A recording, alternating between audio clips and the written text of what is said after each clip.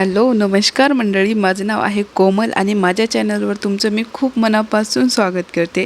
तर मी राहते पुण्यामध्ये आणि मी लास्ट टाईम म्हणजे मी भरपूर वेळा रीलमध्ये बघितलं होतं मोमोज, पण मी कधी खाल्लं नव्हतं.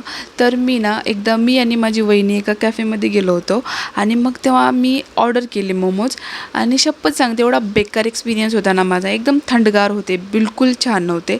मग मी तेव्हा असं ठरवले की म्हणजे आपण घरी ट्राय करून बघूया आणि बघूया की आपल्याला पण जमतेत का. आणि मग मी यूट्यूबवर रेसिपीज बघितले आणि माझे थर्ड टाईम आहे घरी बनवणं, तिसरी वेळेस आहे.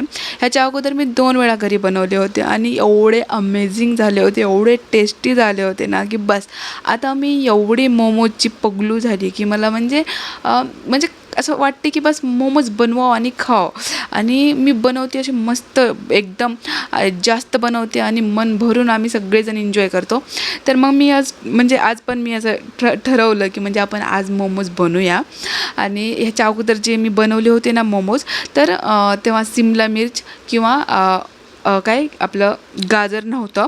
तर मी फक्त कांदा आणि आपलं गोबी हे सगळं टाकून बनवलं होतं.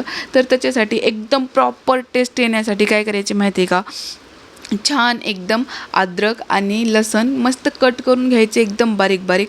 कांदा पण बारीक बारीकच चिरायचा आहे आणि गोबी पण बारीक बारीक एकदम चिरायचे. आणि अद्रक लसूण चिरल्यानं आहे ना थोडंसं त्याच्यामध्ये छान टेस्ट येते.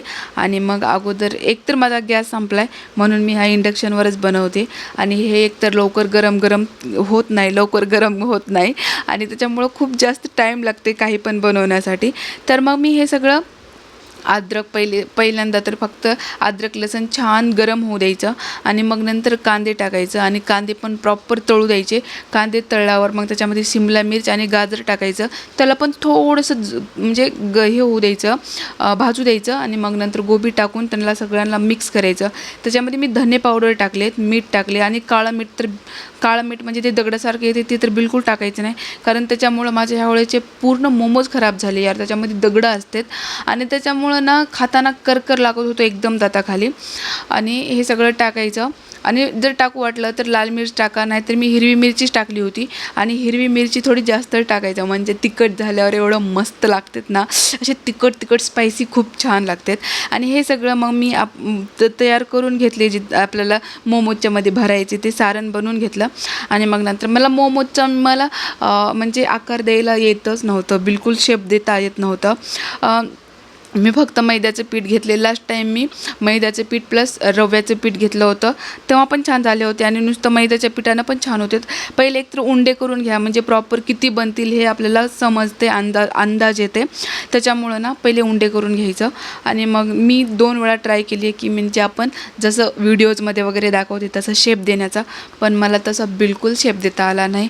आणि म्हणून मग मी आपलं साधं पुरणपोळीसाठी म्हणजे उंडं कसं भरतो तसं केली आणि वरून गोल गोल करून ठेवले.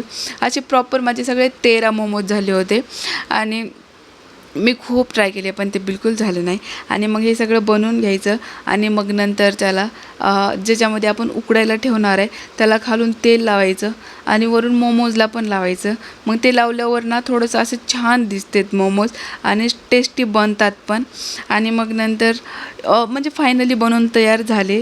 आणि शेजवान चटणी आणि टोमॅटो सॉस तर मी पहिलेच आणायला सांगितलं होतं सीडला. आणि मग काय आम्ही मस्त एन्जॉय केलो. ध्रुवीला पण खूप आवडते, एवढे तिखट होते तरी पण तिनं एवढी आवडीनं खाते मोमोज. तर अशी होती आमची मोमोजची पार्टी आजची. भेटूया नेक्स्ट व्हिडिओ.